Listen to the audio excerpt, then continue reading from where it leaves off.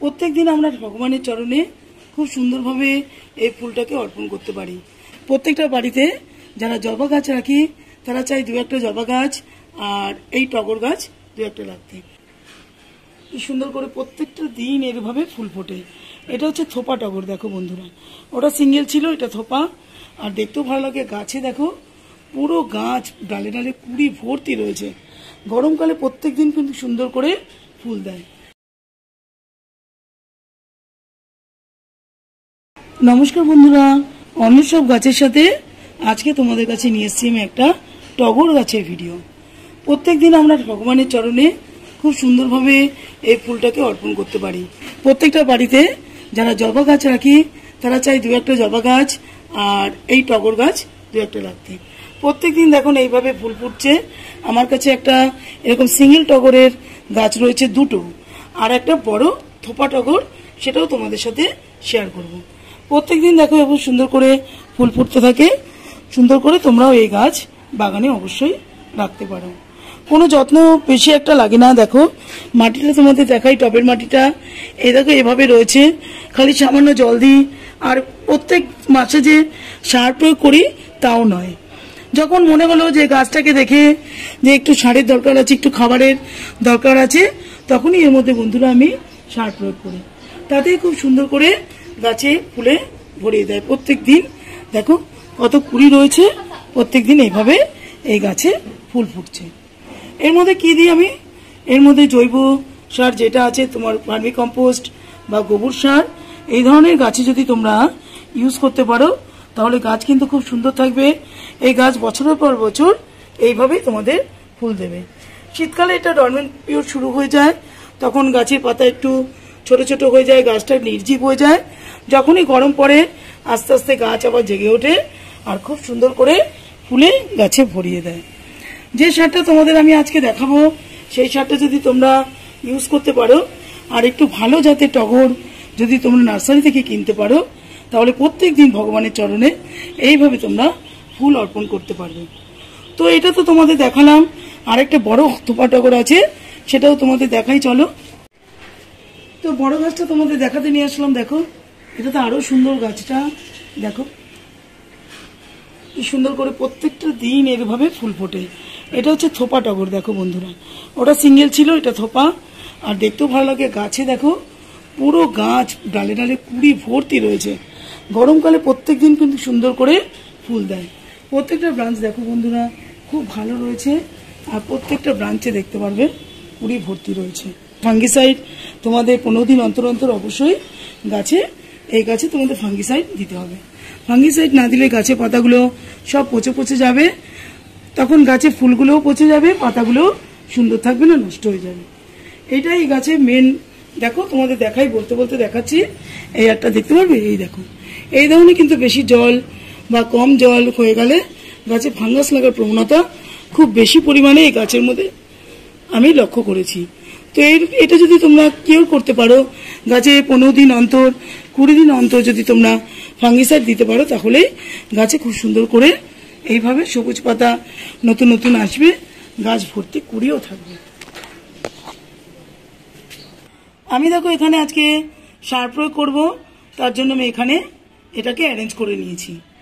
যেহেতু আমি 3 মাস হয়ে গেছে আমি সার দিয়েছিলাম, গাছে এখন নতুন করে ফুল এসছে, তার জন্য তোমাদের সাথে আজকে আমি এই সারটা প্রয়োগ করে দেখাবো। এখানে দেখো বেশ ভালো পরিমাণে আমি আমার টব বুঝে এখানে ভার্মি কম্পোস্ট নিয়ে নিয়েছি। তোমরা পাতা পচা সার নিতে পারো, নয়তো পুরনো কোনো অনেক 1.5 বছর 2 বছরের পুরনো গোবর সারও তোমরা ইউজ করতে পারো। তার সাথে দেখো আমি কি কি নিচ্ছি। এখানে আমি প্রায় 100 গ্রামের মতো সর্ষে গুঁড়ো বা সর্ষে খোলের গুঁড়ো আমি নিয়ে নিচ্ছি বন্ধুরা। খুব সুন্দর করে এই কম্পোস্টের সাথে আমি ভার্মি কম্পোস্টের সাথে এই সর্ষে গুঁড়োটা খুব ভালো করে মিশিয়ে দেব। তারপরে বন্ধুরা আমি এখানে যেটা নিয়েছি সেটা যাতে আমার শিকড়টা সুন্দর থাকে, শিকড় যাতে আরো বিস্তার করে, তার জন্য এখানে কিছুটা আমি হিউমিক অ্যাসিড, এটা মাটির মধ্যে দিলে খুব ভালো হয়। এটাও আমি বড় চামচের 1 চামচের মতো নিয়ে নিয়েছি। আমি এখানে মোবোমিন যে প্লান্ট নিউট্রিয়েন্ট থাকে, এটাও তোমরা জলে গুলে দিতে পারো। আমি মাটিতে দিয়ে থাকি, আমি জলেও গুলে দিই, তো আজকে আমি মাটির এই সারের সাথে মাটিতে দিয়ে দেবো। তো আইসক্রিমের চামচের আমি এখানে 1.5 চামচ প্লান্ট নিউট্রিয়েন্ট মোমোমিন নিয়ে নিয়েছি।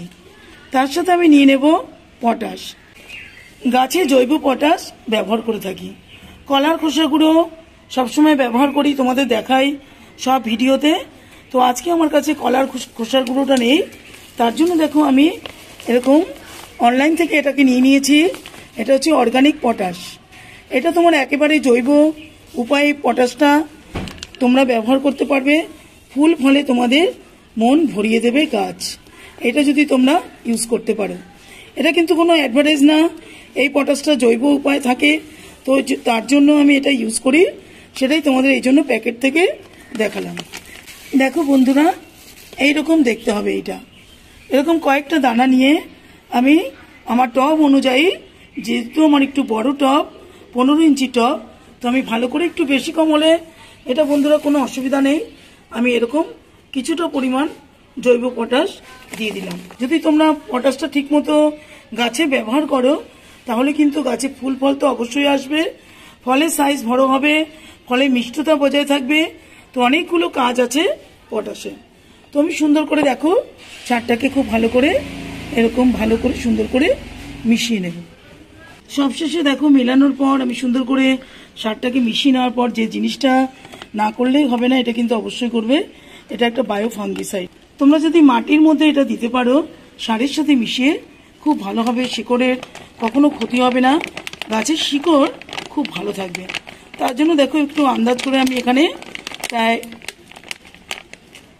1 চামচের মতো আমি এখানে নিয়ে নেব।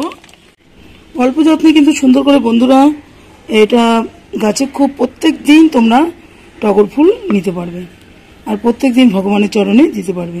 তো আমি কিছুটা পরিমাণ এখানে ভার্মি কম্পোস্ট ইউজ করেছি, দেখো নিয়ে নিয়েছি। তোমরা ভার্মি কম্পোস্ট যদি থাকে তো অবশ্যই দিতে পারো, আর যদি না থাকে তাহলে গোবর সারও দিতে পারো।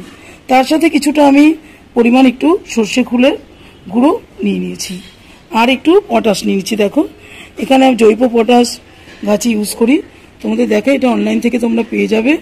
এই পটাশটা এরকম ধরনের বলের মতো থাকে। তো এটা কিছুটা নিয়ে নিয়েছি। এর পরিবর্তে তোমরা কলার খোসা করেও দিতে পারো বা লাল পটাশও দিতে পারো। লাল পটাশ দিলে মাটিটা একটু ক্ষারীয় হয়ে যায়, কাজেই যদি তোমরা পারো তো কলার খোসা গুঁড়ো আমি অনেক ভিডিওতে দেখাই, কলার খোসা শুকনো করে গুঁড়ো করে দিতে পারো, নয়তো জলে ভিজিয়েও দিতে পারো। তো এটাই আমি আজকে একটু এই গাছের মধ্যে দিয়ে দেবো, তাহলে আরও সুন্দর করে প্রত্যেক দিন ফুল আসবে। আমি দেখো গাছটাকে খুব সুন্দর করে এখানে খুশি নিয়েছি, নিয়ে মাটিটাকে পুর করে নিয়ে এই চারদিকে ভালো করে আমি সার মিশিয়ে দেব। বন্ধুরা দেখো সামনে যে বর্ষাকালটা আসছে, তার আগেই তোমাদের বাগানের যে কটা গাছ থাকবে বর্ষা আসার আগে সুন্দর করে সারটা দিয়ে দেবে। বর্ষার মধ্যে এই ধরনের সার তোমরা দিতে পারবে না, গাছে ফাঙ্গাস লেগে যাবে।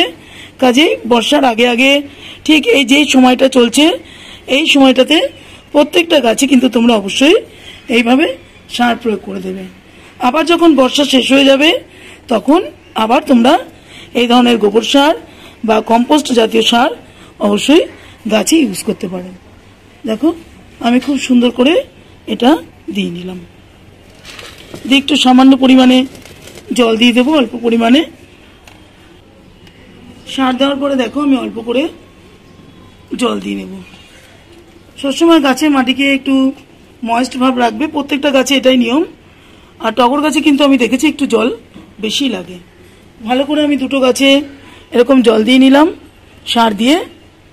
তোমরা মাটিতে জল বুঝে দেবে, যখন দেবে গাছের মাটি শুকনো হয়ে যাচ্ছে তখন অবশ্যই জল দেবে, আর ভেজা থাকলে গাছের মাটিতে সেই বুঝে জল দেবে, যাতে গাছের শিকড়গুলো নষ্ট হয়ে না যায়। মাসে একদিন কি করবে তোমরা অবশ্যই এর মধ্যে এপসাম সল্ট অবশ্যই ইউজ করবে, তাহলে গাছের পাতা দেখো এখানে একটু হলুদ হলুদ দেখা যাচ্ছে, গাছের পাতাগুলো হলুদ হবে না। আরেকটা জিনিস বন্ধুরা যেটা তোমাদের দেখাই, যে প্লান্ট নিউট্রিয়েন্ট, এটাও মাসে একবার অবশ্যই টগর গাছে দেবে, তাহলে ওই ফুলের কুড়িগুলো খুব সুন্দর সাইজের, যেরকম দেখতে পাচ্ছ এরকম হবে, একটা কুড়ি ঝরে পড়ে যাবে না। কুড়িগুলোকে খুলে মানে কুড়ি দেখতে পাচ্ছ এখানে, এই কুড়িগুলো পেকে পড়ে যাবে না, গাছে খুব সুন্দর করে ফুল প্রত্যেক দিন তোমরা এইভাবে ফুল নিতে পারবে। তো বন্ধুরা এই ছিল আমার আজকে টগর গাছের ভিডিও। তোমরা অবশ্যই নার্সারি থেকে একটা টগর গাছ কিনে কিন্তু বসাবে। প্রত্যেক দিন সুন্দর করে ভগবানের চরণে এই ফুল অর্পণ করতে পারবে জবা গাছের সাথে। তো যেভাবে তোমাদের আমি দেখালাম এইভাবে আমি পরিচর্যা করে আসছি। যদি তোমাদের ভিডিওটা ভালো লাগে তাহলে লাইক শেয়ার কমেন্ট করো, আর চ্যানেলটাকে অবশ্যই সাবস্ক্রাইব করেছো। যারা চ্যানেলটাকে সাবস্ক্রাইব করেছো বন্ধুরা, তাদেরকে অসংখ্য অসংখ্য ধন্যবাদ। আজকের মতো রাখবো, নমস্কার।